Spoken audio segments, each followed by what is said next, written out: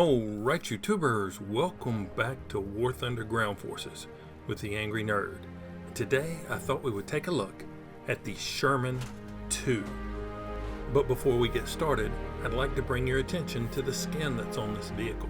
It was created by W.T. Rannar, and I will leave a link down in the video description to his livewarthunder.com profile so that you can find this skin and many other wonderful skins that he has created.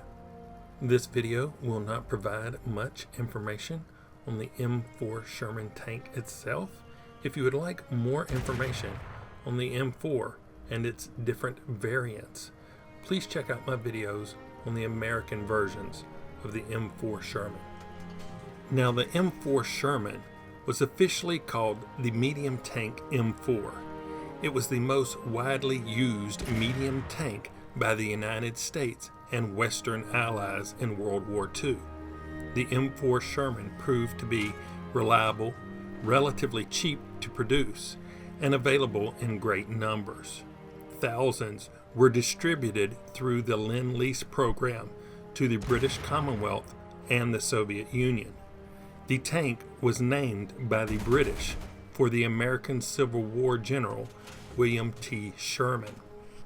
The Sherman tank was extensively supplied through the Lend-Lease program to Britain, the Soviet Union, and the Free French. Britain received 17,287 Shermans of various models. The Soviet Union received 4,035 M4A2 Shermans. The Free French were the third largest recipient, taking 657 Shermans, and 57 Shermans were delivered to other nations. The M4A1, or as the British called it, the Sherman Mark II, was the first major version. It was introduced early in February 1942. It had a fully cast rounded upper hull.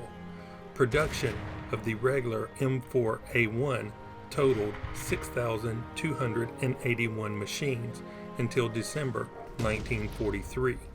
The regular short M3 L40 cannon had a muzzle velocity of 731 meters per second, or 2,400 feet per second. The British had a different naming convention with their equipment than the Americans. It is this naming system that actually gave the M4 medium tank its namesake Sherman, as the Americans differentiated the M4 models with letters and numbers such as M4, M4A1, M4A2, M4A3, and so on. The British, on the other hand, used Roman numerals past the name Sherman. Thus, the nomenclature translated to M4 was Sherman I, M4A1 was Sherman II, M4A2 was Sherman III, M4A3 was Sherman IV, and M4A4 was Sherman V. Past the Roman numerals, there would be a letter to signify differences in model design. A designation ending with A indicated the use of the 76mm gun. The designation ending with B indicated the use of the 105mm howitzer. A designation ending in Y would indicate the use of the horizontal volute suspension system, HVSS. And finally, a designation ending in C indicated the use of the 17-pounder gun. Now, in War Thunder Arcade, the British Sherman II is a rank 2 with a battle rating of 3.7. It has a 763 horsepower engine propelling the 30.6-ton vehicle to a top speed of 26.2 miles per hour. It comes equipped with the 75mm M3 cannon. The recommended ammo load for this vehicle is 45 rounds. Now, I have it assigned to an expert crew with a crew level of 150, which gives me a reload of 5.3 seconds. And with a premium account, it has an XP reward of 284% and a silver line reward of 100 and 65%. So what do I think of the Sherman II here in War Thunder? Well, it's basically the M4A1 with some fenders and a little storage box on the back of the turret. Other than that, they play pretty much the same. But what makes this special is it's in the British tech tree. And if you've played a lot of British vehicles, you know they fire a lot of solid shot. They don't have any explosive in their rounds. And this being an M4A1 with the American gun fires armor piercing, high explosive. You don't get that in very many British vehicles. And that is what makes this vehicle special in the British tree. Now that being said, why don't we hop into a game, see what I was able to do with the Sherman II. Here we go.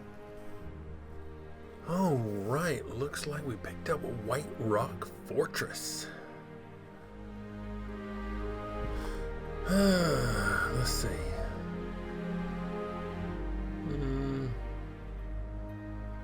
Let's go for this northernmost spawn point.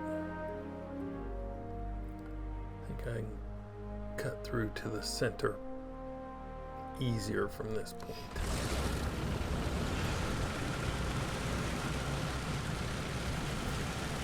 Just gonna run right here and climb up this hill.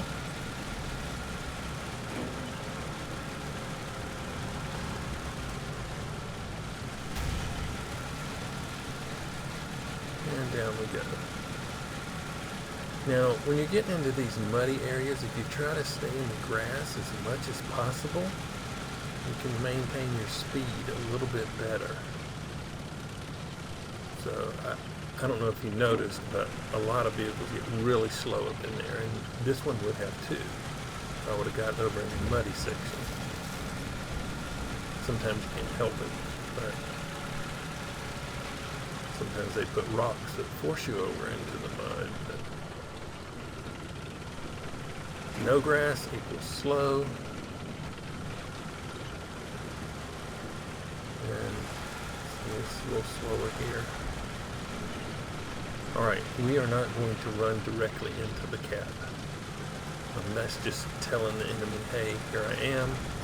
They know exactly where you're going to be, and they can come in looking for you.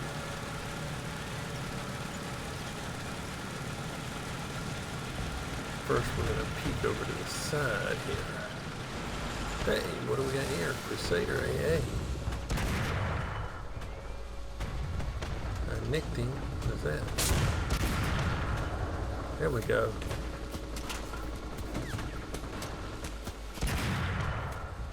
Cromwell I killed. This is still AA here. There we go. Alright, got something coming up here. He sees me, I gotta move. Yep, there we go.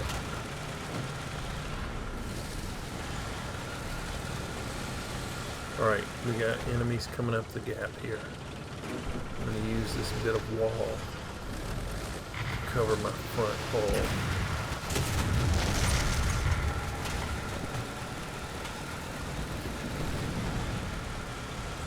I'm going to try to side scrape a little bit here. There we go.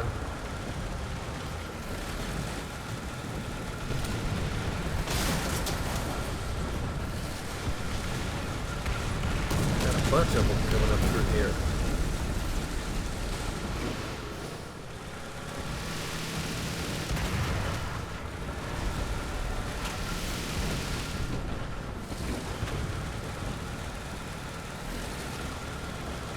All right, move over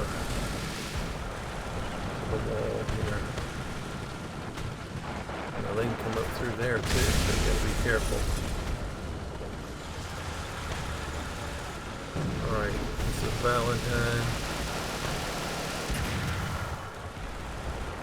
I didn't kill him, but I killed his turret crew, which is taking him out of the fight for a minute.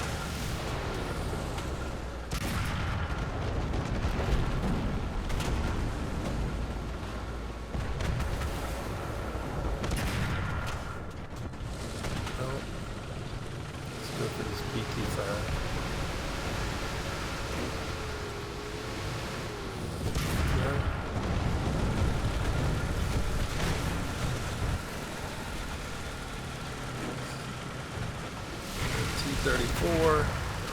bounced it. We'll reload. There we go. Alright, that Valentine is still over there. Just couldn't finish him off. I was hoping his crew would rotate, but the guy's coming up.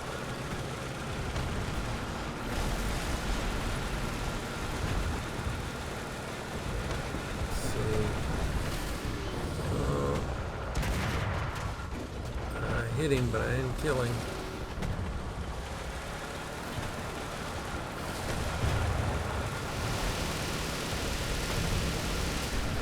Nope. Oh, this guy.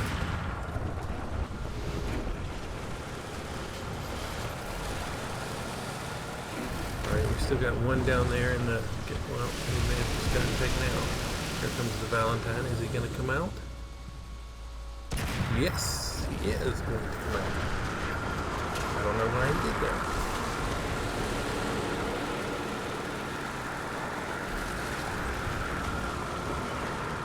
Alright, let's see. Oh. Panzer 4F2, he's got a great gun. Go through me like hot knife through butter. Alright, somebody else coming up through the gap.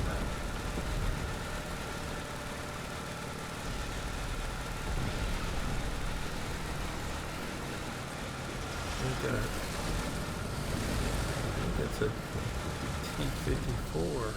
I mean a T-34.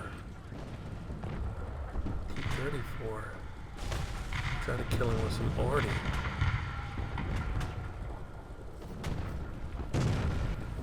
Nah, he's gonna arty me too. I'm just gonna stay here though. I've got the advantage right now.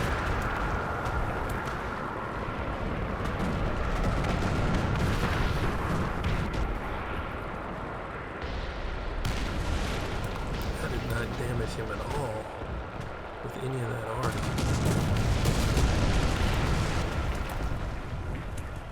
But he's in a Soviet tank, and if he comes up around that tank hole, he's going to be coming up the hill, and he's not going to have the gun depression to be able to engage me. So it's best if I just wait him out.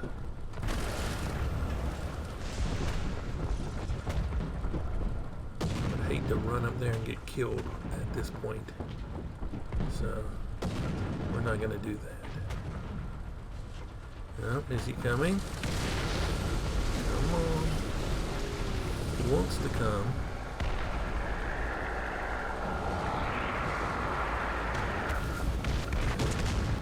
Clip T-34-57. Oh, he just got taken out. He just got taken out.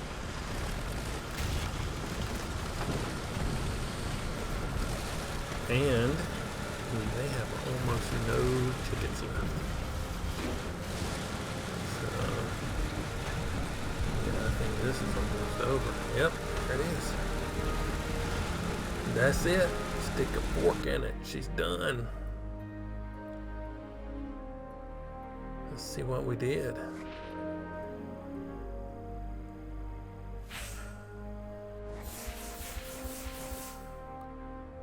Well, we came in third place in the team. Double strike, tank rescuer, professional, shadow strike streak, one shot, survivor, heavy metal hero. But 9 kills, 6 critical hits, 93% battle activity. Only third place in the team. I didn't touch any cap points. 38,815. That's my premium bonus.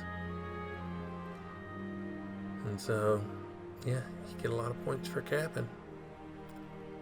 But I did do my part securing the cap up there, so. All right.